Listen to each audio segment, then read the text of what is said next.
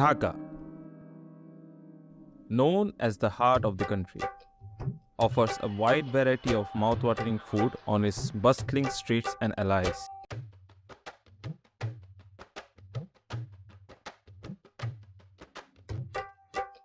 Starting from college and university students to adults. Even elderly people now step out of their homes to taste the flavors of street food.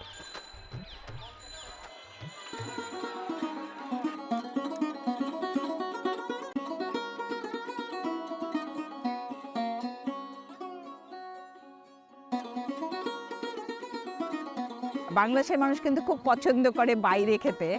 বাইরে খেতে বলতে কিন্তু বলতে গেলে যদি young জেনারেশনকে আমরা দেখি, অনেকে আমরা বলি ইয়াং জেনারেশন এটা করছে না, কিন্তু অনেক বয়স্ক মানুষও করছে। যখন আপনারা কোনো একটা জায়গায় দেখবেন ভিড়ের মধ্যে এক একজন মুভ করছে এবং খাবার দিচ্ছে। এখন এই যে খাবারটা দিচ্ছে, কি কি ধরনের খাবার দিচ্ছে? নানান ধরনের খাবার দিচ্ছে, তবে যেগুলো সহজে রাস্তায় তৈরি করা যায়। In the evening, the street of various areas in the capital become crowded with street food enthusiasts. The small shops offer a range of different foods, and the sight of customers gathered around, enjoying their meals, is a common scene. আসলে অনেকে মনে করে থাকে street food vendor মানে lower class মানুষের জন্য, কিন্তু আসলে সেটা না। কারণ আমরা দেখি ধানমন্ডি যান, আপনি গুলশান যান, বনানী যান, এখানে মিডিল ক্লাস, হায়ার ক্লাস মানুষরাও কিন্তু এটাতে অভ্যস্ত হয়ে গেছে এবং এটা জনপ্রিয়তা পাচ্ছে। সুতরাং এখন স্ট্রিট ফুড আর হলো লোয়ার ক্লাস মানুষের জন্য না, এখন হলো সব ক্লাস মানুষের জন্য এটা এখন হয়ে গেছে।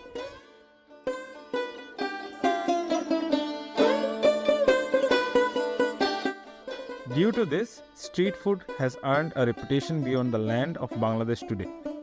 CNN has released a list of the top 50 street foods in Asia. Bangladesh's fuchka has made it to this list.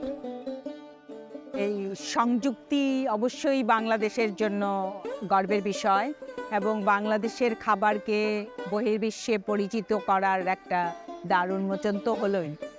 আমি মনে করি কেবল ফুচকা নয়, বাংলাদেশে এরকম অনেক ইউনিক খাবার আছে যেগুলোর জন্য কিন্তু নমিনেশন রাষ্ট্রীয় সাবমিট করা উচিত এবং এগুলোকে পৃথিবীর কাছে পরিচিত করা উচিত। আমাদের দেশে নানান ধরনের ইউনিক খাবার আছে যে খাবারগুলোকেও আমরা পরিচিত করাতে পারি, পরিচিত করিয়ে সেগুলোর জন্য সুনাম অর্জন করতে পারি নিশ্চয়ই।